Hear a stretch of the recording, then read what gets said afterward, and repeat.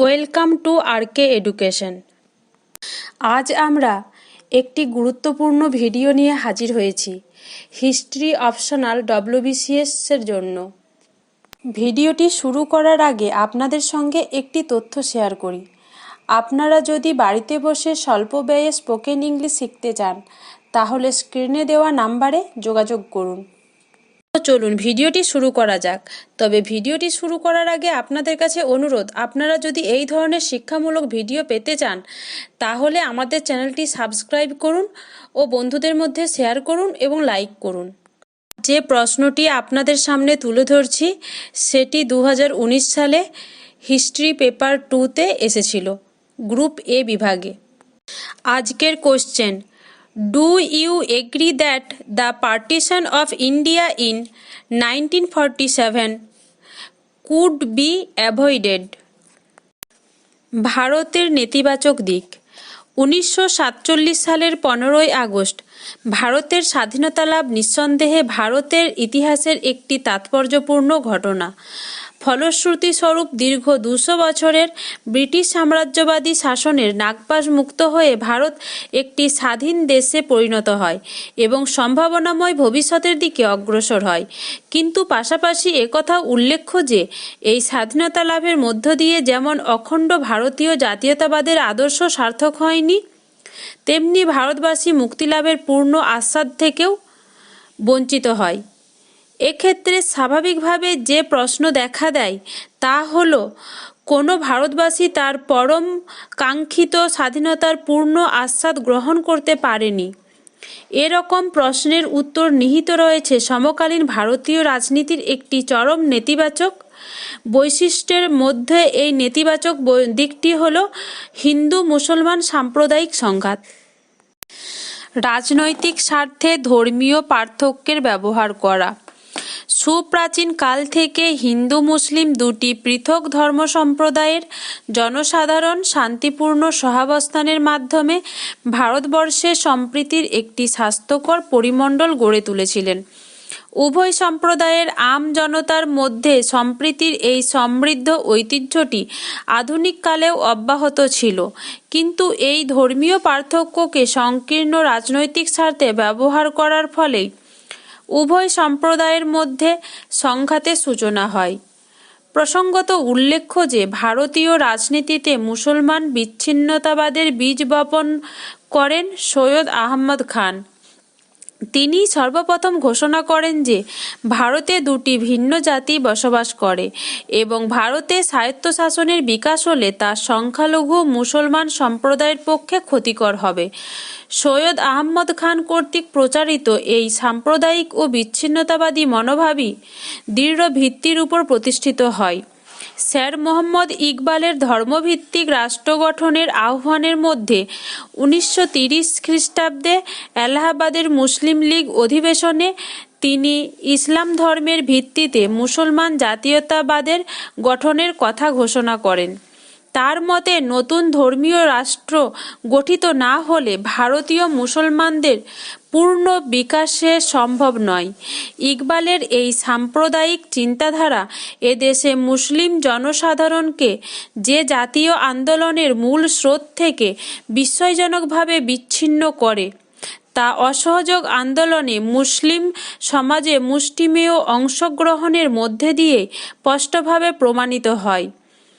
এইভাবে মুসলিম লীগের শীর্ষস্থানীয় নেতৃবৃন্দের ধারাবাহিক সাম্প্রদায়িক প্রচারের ফলে হিন্দু মুসলমান সম্প্রদায়ের মধ্যে বিভেদ তথা সংঘাতের পরিবেশ গড়ে ওঠে। উভয় সম্প্রদায়ের এই সাম্প্রদায়িক সংঘাতটি আরও সুস্পষ্ট ও তীব্র হয়ে ওঠে মোহাম্মদ আলী জিন্নাহর নেতৃত্বে। মুসলমান সম্প্রদায়ের স্বার্থ সংরক্ষণের জন্য জিন্নাহ কর্তৃক উত্থাপিত 14 দফা দাবি সাংবিধানিক সংস্কারের ক্ষেত্রে মুসলমান সমাজের বিচ্ছিন্নতাবাদী ও সাম্প্রদায়িক চিন্তাধারাকেই প্রতিফলিত করে। এ প্রসঙ্গে মন্তব্য করতে গিয়ে ডক্টর রমেশচন্দ্র মজুমদার তার স্ট্রাগল ফর ফ্রিডম গ্রন্থ বলেন যে জিন্নাহর 14 দফা দাবি হিন্দু ও মুসলমানদের সাম্প্রদায়িক সমস্যাকে আরও জটিল ও প্রসারিত করে তোলে। শুধু তাই নয়, এরপর 1937-এর লীগের লখনৌ অধিবেশনে সভাপতির ভাষণে জিন্নাহ সুস্পষ্ট ভাষায় ঘোষণা করলেন যে কংগ্রেস জাতীয়তাবাদের মুখোশ পরে ভারতে হিন্দু রাজ্য কায়েম করতে বদ্ধপরিকর। এই বিপদের হাত থেকে রক্ষা পাবার একমাত্র উপায় মুসলমানদের জন্য পৃথক রাষ্ট্র প্রতিষ্ঠা। জিন্নাহর এই দ্বিজাতি তত্ত্বের দাবির ভিত্তিতেই 1940-এর লাহোর অধিবেশনে পাকিস্তান প্রস্তাব গৃহীত হয়। আর এই পাকিস্তান প্রস্তাবের মধ্যেই রয়েছে 1947-এর ভারত বিভাজনের মূল সূত্রটি, যে বিচারে মুসলিম শীর্ষস্থানীয় নেতৃবৃন্দ ধর্মকে রাজনৈতিক সুবিধা আদায়ের হাতিয়ার হিসাবে ব্যবহার করায় ভারতে সুপ্রাচীন সাম্প্রদায়িক সম্প্রীতির ঐতিহ্যে ফাটল ধরে এবং আসমুদ্র বিস্তৃত অখণ্ড ভারত খণ্ডিত হয়। জাতীয় কংগ্রেসের উদাসীনতা। আলোচ্য সময়ে ভারতবর্ষে সাম্প্রদায়িক সংঘাত সৃষ্টিতে শীর্ষস্থানীয় মুসলিম নেতৃবৃন্দের ধারাবাহিক প্ররোচনায় সবিশেষ গুরুত্বকে স্বীকার করে নিলেও এক্ষেত্রে জাতীয় কংগ্রেস ও তার তদানীন্তন নেতৃবৃন্দের ভূমিকাকেও উপেক্ষা করা যাবে না। বস্তুত জাতীয় কংগ্রেস ও স্বরাজ্য দল সমকালীন সাম্প্রদায়িক সমস্যার কুফল সম্পর্কে অবহিত থাকলেও এই সমস্যা নিরসনে কোনো বাস্তবসম্মত কর্মসূচি গ্রহণ করেননি। আর তাই কংগ্রেস অসাম্প্রদায়িক অনটন রূপে গণ্য হলেও শীর্ষস্থানীয় নেতারা মুসলিম জনগণকে আকৃষ্ট করতে পারেননি। প্রসঙ্গত উল্লেখ্য যে গোড়া থেকেই কংগ্রেস মুসলিম লীগের দ্বিজাতি তত্ত্ব ও পাকিস্তান প্রস্তাবের বিরোধী ছিল, কারণ দেশ বিভাগ মেনে নেওয়ার অর্থ অখণ্ড ভারতীয় জাতীয়তাবাদের আদর্শকে জলাঞ্জলি দেওয়া। স্বভাবতই কংগ্রেস মুসলিম লীগ পরিচালিত পাকিস্তান আন্দোলনের প্রতি সন্দেহ ও বিদ্বেষ প্রকাশ করে। কিন্তু দুঃখের বিষয়, বিভেদপন্থী আন্দোলন ক্রমশই উগ্র ও ব্যাপক হয়ে উঠলে কংগ্রেস এ বিষয়ে কোনো সুস্পষ্ট নীতি গ্রহণ করার পরিবর্তে এক অদ্ভুত উদাসীনতা ও অসামঞ্জস্যপূর্ণ মনোভাব দেখায়। পরে যখন মুসলিম লীগ প্রত্যক্ষ সৃষ্টি হয়, তখন কংগ্রেস পরিবর্তিত পরিস্থিতির চাপে দেশ বিভাগকে পরিত্রাণের একমাত্র উপায় হিসাবে মেনে নিতে বাধ্য হয়। প্রকৃতপক্ষে মুসলিম লীগ সম্পর্কে কংগ্রেস দোদুল্যমান মনোভাব মুসলিম লীগকে ক্রমশ আপোষ বিরোধী করে তোলে এবং ফলশ্রুতিস্বরূপ ভারত বিভাগ অনিবার্য হয়ে ওঠে।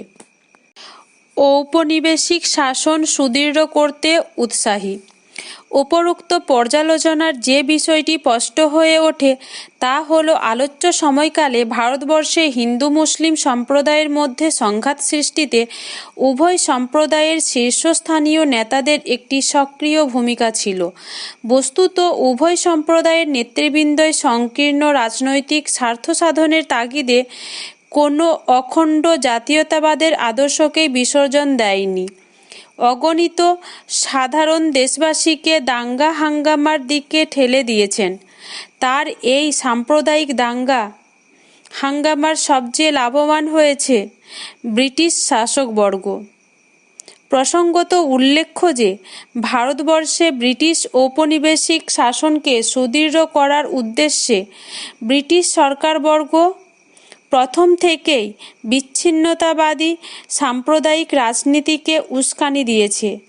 মুসলমান সম্প্রদায়কে জাতীয় আন্দোলনের মূল স্রোত থেকে বিচ্ছিন্ন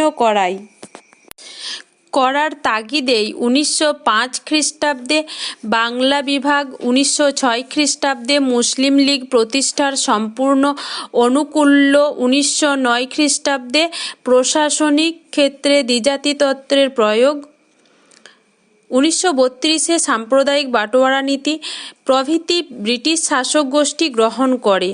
এক্ষেত্রে লক্ষণীয় যে ব্রিটিশ সরবরাহের উল্লিখিত বিভেদপন্থী নীতি সত্ত্বেও আজাদ হিন্দ বন্দীদের মুক্তি আন্দোলন, নৌ বিদ্রোহ, শ্রমিক কৃষক আন্দোলন সর্বত্রই কিন্তু সাধারণ হিন্দু মুসলমান সম্প্রীতি ও সংহতির সুস্পষ্ট পরিচয় দিয়েছে।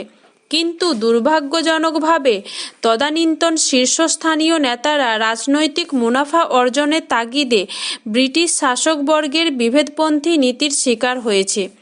ফলশ্রুতিস্বরূপ ব্রিটিশ সাম্রাজ্যবাদের বিরুদ্ধে ঐক্যবদ্ধ গণ আন্দোলন যুক্ত না হয়ে কংগ্রেস ও মুসলিম লীগের নেতৃবৃন্দ পারস্পরিক বিবাদে লিপ্ত হলেন, আর এই দুর্ভাগ্যজনক পরিস্থিতির সম্পূর্ণ সুযোগ গ্রহণ করে ব্রিটিশ শাসকবর্গ নিরপেক্ষ বিচারকে পরিণত হলেন।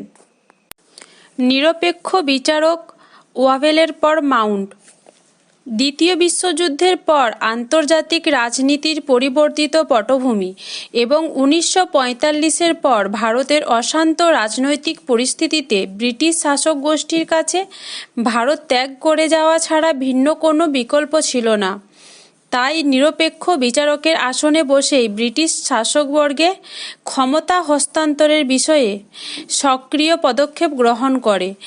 এক্ষেত্রে প্রাথমিক পদক্ষেপ হিসাবে 1946 খ্রিস্টাব্দে ব্রিটিশ সরকার মন্ত্রী মিশন প্রেরণ করেন, কিন্তু মন্ত্রী মিশন উত্থাপিত স্বল্প ও দীর্ঘমেয়াদী দুটি প্রস্তাবেই মুসলিম লীগ সম্পূর্ণভাবে প্রত্যাখ্যান করে। পাকিস্তান দাবি রূপায়ণের জন্য প্রত্যক্ষ সংগ্রামের কর্মসূচি গ্রহণ করে।